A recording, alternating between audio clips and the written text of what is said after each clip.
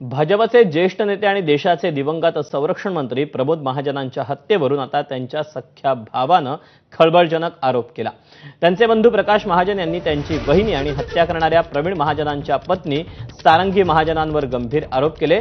प्रमोद महाजन यांची हत्या केवळ पैशांसाठी झाली, तसंच ऐशोआरामात जगण्यासाठी प्रवीण महाजनांनी भाऊ प्रमोद यांची हत्या केल्याचा आरोप प्रकाश महाजनांनी केला। तर त्यांच्या आरोपांना उत्तर देत सारंगी महाजन यांनी आरोप फेटाळून लावले।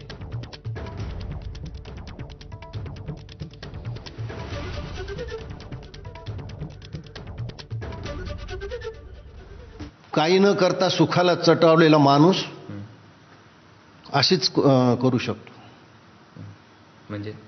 म्हणजे प्रमोद महाजनला ब्लॅकमेल करणे, प्रमोद महाजनला त्रास देणे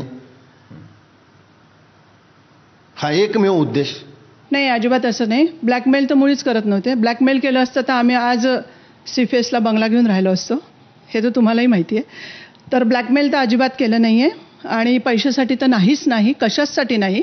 का असं सारंगी अशा पद्धतीने मुंडे परिवारावर पंकजांवर एवढ्या? कारण असं आहे की स्वर्गीय गोपीनाथराव मुंडेंनी प्रवीण महाजन विरुद्ध कोर्टात साक्ष दिली होती।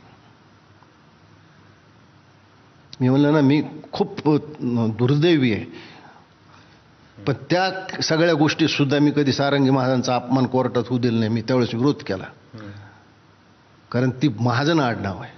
गोपीनाथरावांबद्दल बदनामी करण्याचा तर प्रश्नच उद्भवत नाही। राहिला गोष्ट साक्षीचा, तर कोर्ट केस एकीकडे, वारसा हक्काचा मुद्दा एकीकडे, असं माझं मत आहे। त्या कोर्ट केसचा, गोपीनाथरावांच्या साक्षीचा इथे कुठेही संबंध येत नाही। घरातलं नातं तुम्ही आज मला परत सगळेजण विचारतात की आज प्रमोद महाजन असते तर त्यांनी पंतप्रधान पदावर गेले असते। मी तर म्हणेन की आमच्या घरातलंच निस्तरता आलं नाही त्यांना, ते सावरू शकले नाही आमच्या घराला, तर ते देशाला कसे सांभाळू शकले असते, हा माझ्या मनातला प्रश्न आज मी तुमच्या समोर सांगते। अच्छा, म्हणजे तुमचं हे म्हणणं आहे की घराला त्यांनी सावरू शकले नाही? घरालाच कुठे सावरलं त्यांनी? दोन भाऊ आणि बहीण, आणि काय वाद होते? काय वाद होते? दोन वेगवेगळे झाले होते, गटबाजी झाल्यासारखं झालं होतं।